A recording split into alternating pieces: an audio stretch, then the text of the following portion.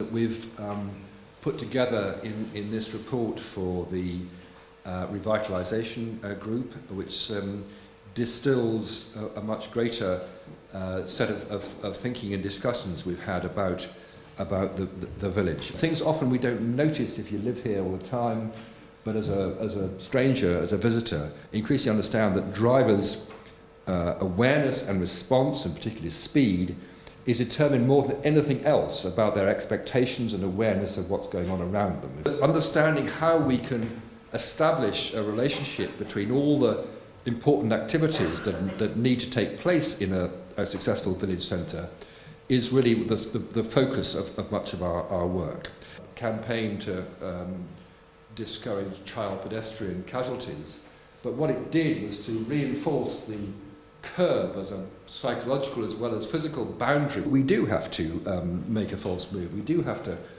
cross the road in places that are not necessarily formally recognised. That we will need high capacity, efficient highways, motorways and trunk roads and so on. But the more we learn about what makes successful public space, the public realm, the more we appreciate that exactly the opposite applies, that public space, when it's heavily regulated by the state, is rarely successful. When we try and mix them at the same time, you get the worst urban environment. Rethink that balance, maintain the highway, the important needs for movement, but find some way to reconcile those two movements. Of course, because don't do it to me.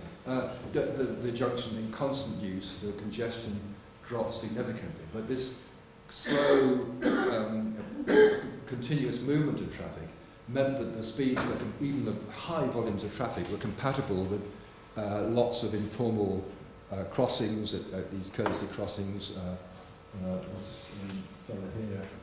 Particularly, of course, I'm sure you're all aware, a huge number of people cross the roads where pedestrians want to go. I mean, what we call the desire lines.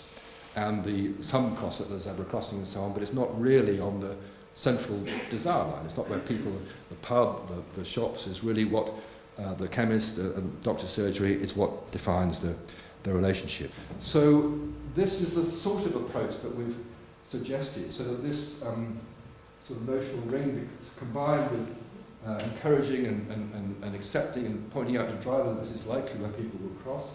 A short area of median strips helps to create the right approach speed environment, and a focus, which I'll come back to, on a space that sort of extends the space of the pub, essentially, although it's still public land, maybe around a tree. It could be a checkers tree, of course.